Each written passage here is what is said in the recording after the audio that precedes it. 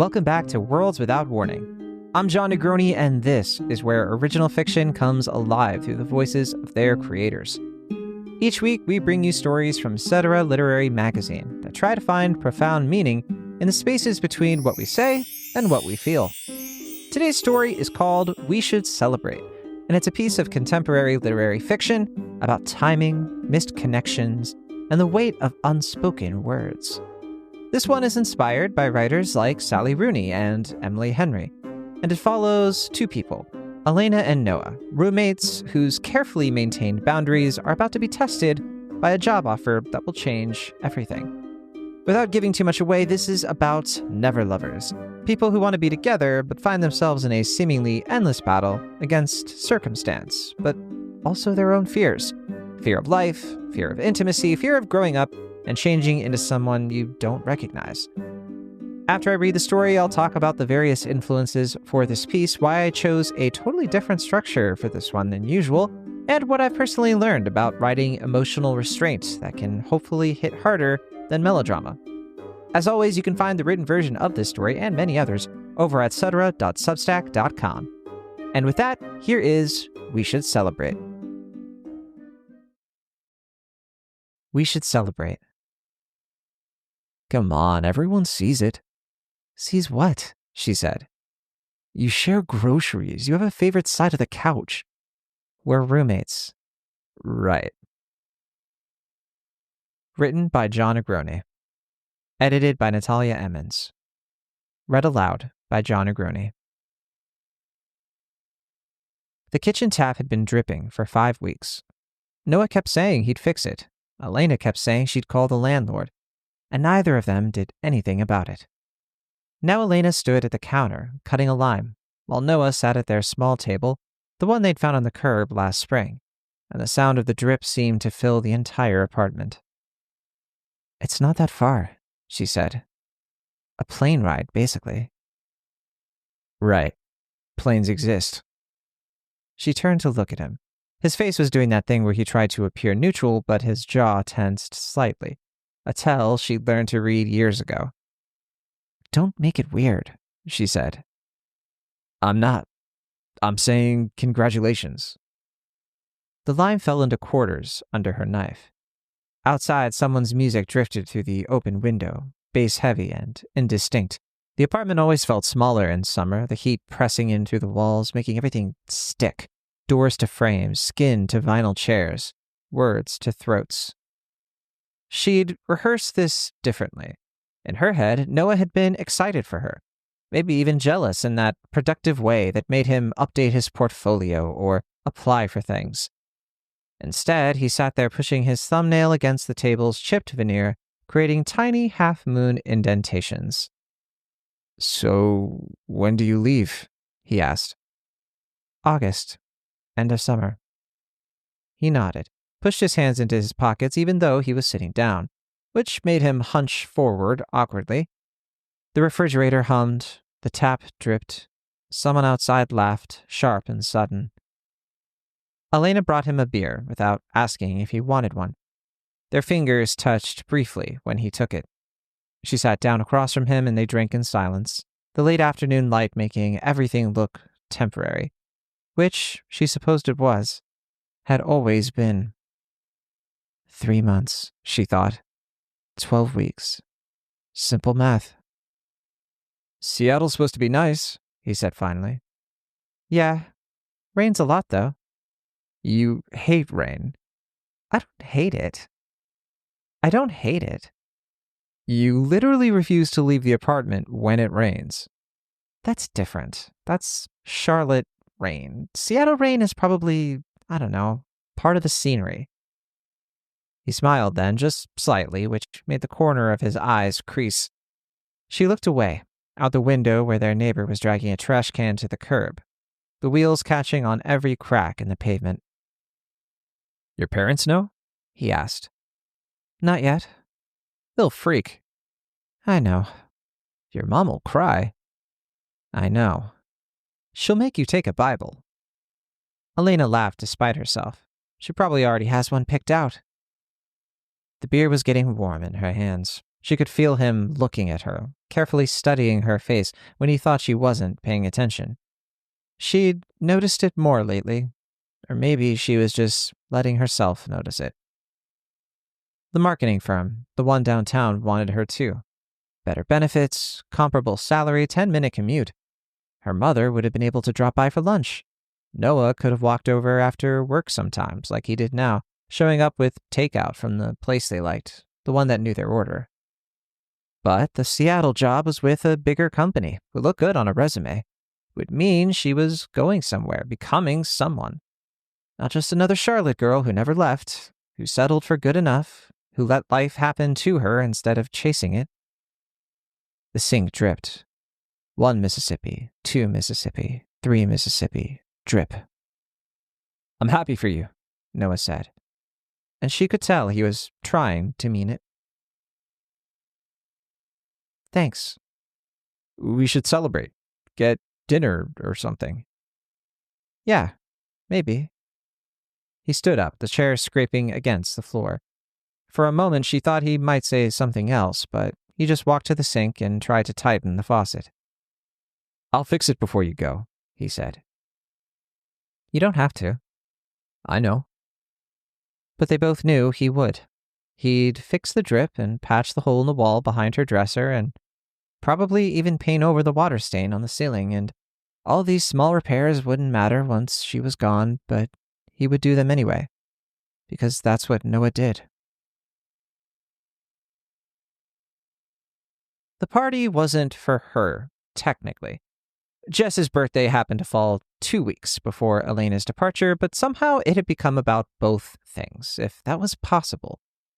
People kept congratulating Elena and buying her drinks, and she kept accepting them, and now the room tilted slightly when she moved her head. Noah stood by the kitchen island, talking to someone from his work. She couldn't hear what they were saying over the music, but she could see the way he held his beer, loose and low, completely comfortable in a way he never was at parties. He'd worn the blue shirt she'd bought him last Christmas. She wondered if that was on purpose. Mark appeared at her elbow, already drunk, grinning. "You two are ridiculous," he said. "What?" "You and Noah. It's like watching a nature documentary. David Attenborough should narrate your life." "Shut up." "Come on, everyone sees it." "Sees what?" she said. "You share groceries. You have a favorite side of the couch." "We're roommates." "Right." Elena took another drink. Across the room, Noah laughed at something, his head leaning back, and she felt it, almost like her own head was leaning back too. "He'll find another roommate," she said. "Won't take him long." Mark raised his eyebrows. "Sure. And you're moving to Seattle for the career opportunity." "I am." "Nobody moves to Seattle in August. That's when people leave Seattle." The music changed to something slower, and people started pairing off. Someone pulled Noah toward the living room, where people were dancing. He resisted, shaking his head, but then his eyes found Elena's across the room, and something tiny shifted in his expression. She didn't remember walking over, but suddenly they were facing each other, while Jess shouted something about shots, and then his hand was on her waist, and hers was on his shoulder, and they were swaying to some song she'd heard 100 times, but couldn't tell a soul what the name was. "This is a nice song," she said. "Yeah." "Okay." Neither of them moved away. His thumb pressed against her hip bone through her dress. She could smell his deodorant, the beer on his breath, the laundry detergent they both used. Familiar things that shouldn't have smelled unfamiliar, but they did. The song ended. Another started. They kept dancing, barely moving really, just shifting weight from foot to foot while the party spun around them. Someone took a group selfie. Someone else whooped. Noah's hand tightened slightly on her waist when the flash went off. The music cut out abruptly because someone's phone died, so they stepped apart like they'd been caught. The space between them felt both enormous and insufficient. They ended up on the back porch, where the air was thick with humid cigarettes. Elena's skin felt too tight. "You know, I really am happy for you," Noah said quietly. "Don't start." "I'm not starting anything, I'm just..." I'm saying, maybe you think I'm lying? The words came out angular, sharp-edged. She could feel the conversation moving towards something irreversible. You think I'm just running away, she said. That's what you want to say. Aren't you? Better than standing still for the rest of my life. He flinched like she'd slapped him. She immediately wanted to take it back, but also she didn't want to bother feeling guilty. Who cares at this point anyway? That's what you think I'm doing, standing still? No, I didn't mean... No, you did. You think I'm pathetic. That's not what I said, and that I'm too chicken to leave, too. Noah, forget it.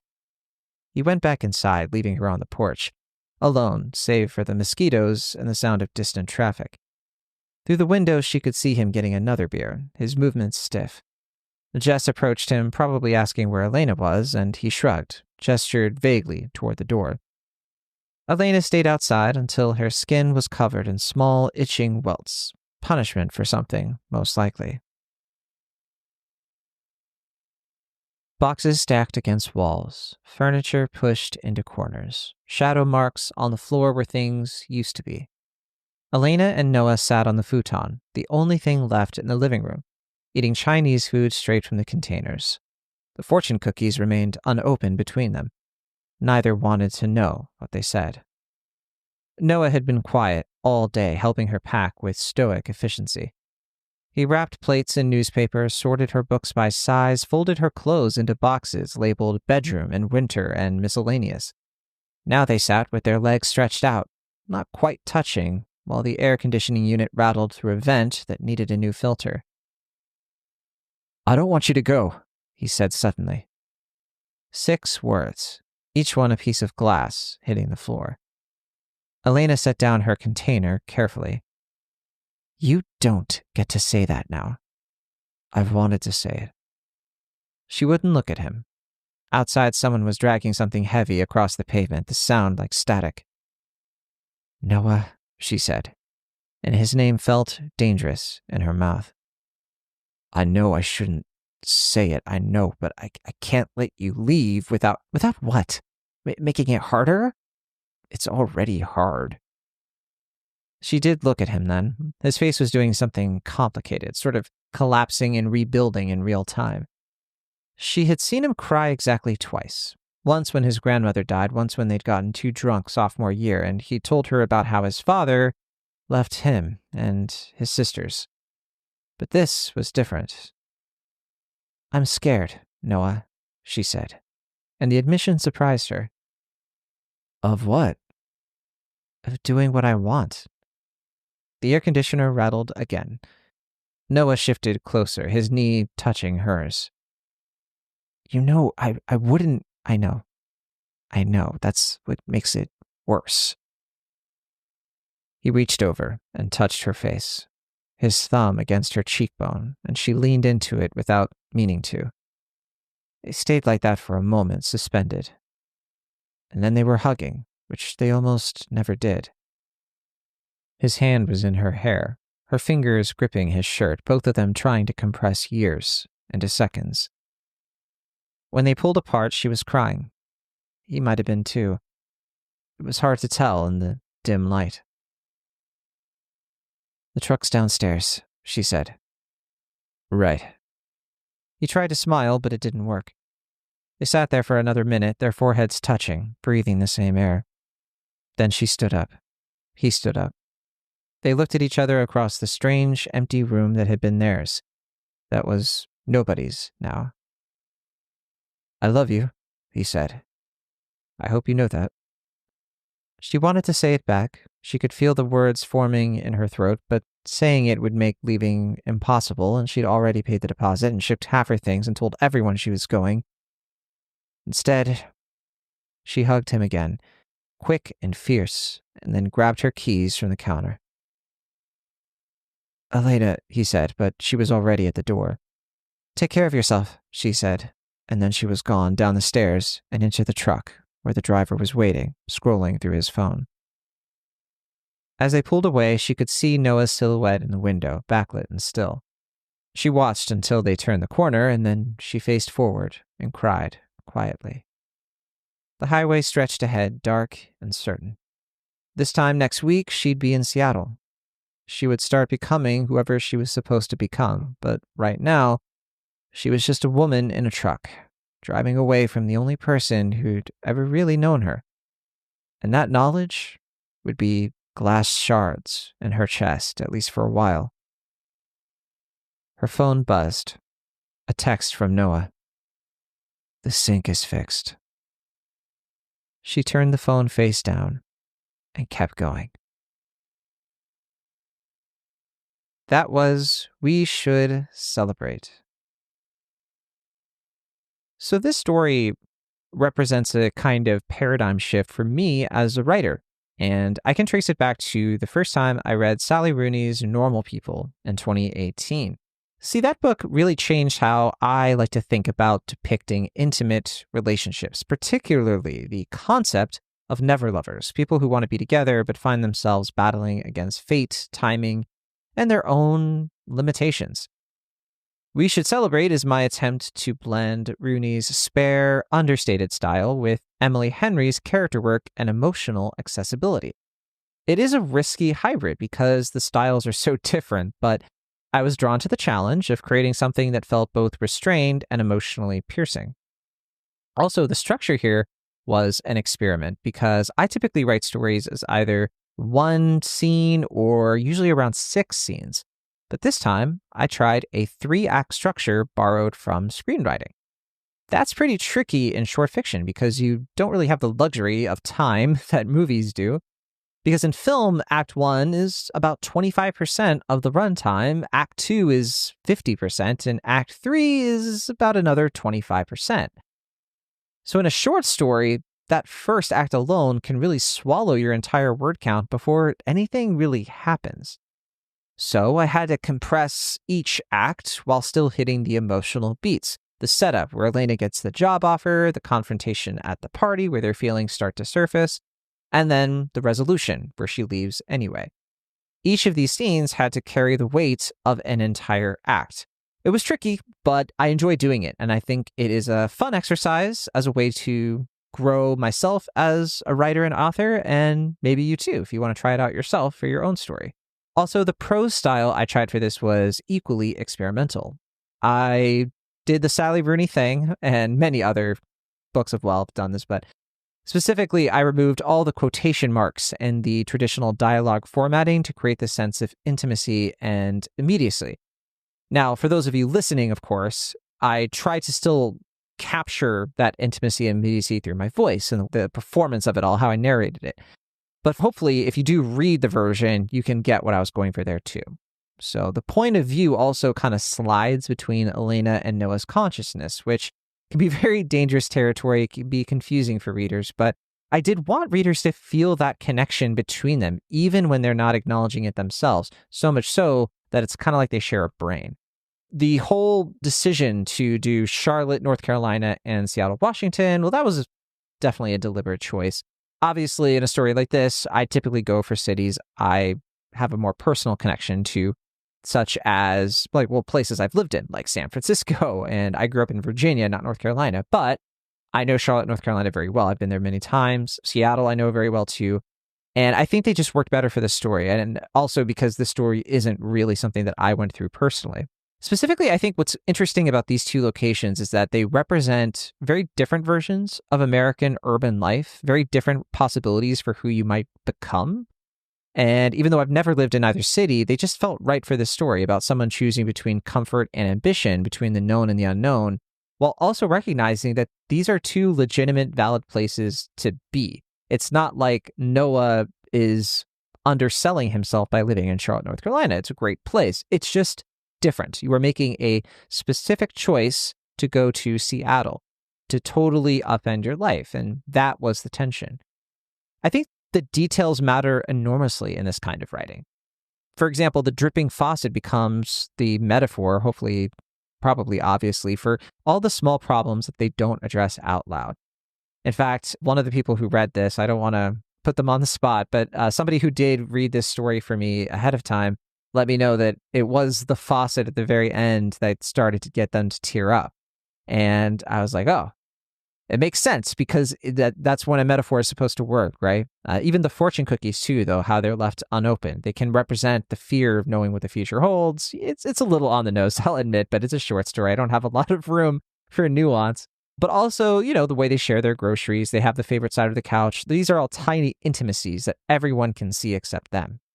Also, what I'm most proud of in this story is the balance of the emotional restraint that was so hard for me as a writer. It's not something I'm used to. And in the past, I used to think that this kind of understated writing just wasn't for me, and in some ways was a pointless exercise for me. But I've since learned that when you remove the melodrama, you make readers work that much harder to feel something. And then that feeling they discover on their own is earned because it's more personal and it can be more lasting than anything you can hand them directly. That was the number one thing I did learn from Normal People. And by the way, I'm also enjoying Sally Rooney's new novel, Intermezzo, which I finally started.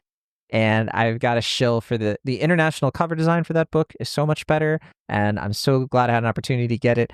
So just pointing that out there if anyone's interested in that book. But yes, this was definitely a tough story to write because everyone knows how love stories are supposed to go. It's about two people and that will either get together or they won't get together. But for me, I wanted to ask, well, what if they're just already in a love story and just didn't realize it until we get to the ending? What if the real story wasn't about falling in love, but after the falling in love and then recognizing love's already there, but it's too late to do anything about it? It's not exactly uncharted territory, but hopefully I brought something new to it in my own way. You can find We Should Celebrate over at cetera.substack.com, where you can subscribe for free to get new stories every Thursday. This piece benefited enormously from Natalia Emmons' editorial guidance, particularly in balancing all that emotional restraint I was talking about with moments of genuine connection. And next week, we're going to have something completely different, I suspect. So thanks, as always, for listening to Worlds Without Warning. Until next time, remember that sometimes the most meaningful love stories are the ones that end with a simple text message and the weight of everything you didn't say. Keep watching for those small intimacies that reveal the deeper truths, and don't wait to fix the things or sinks that matter.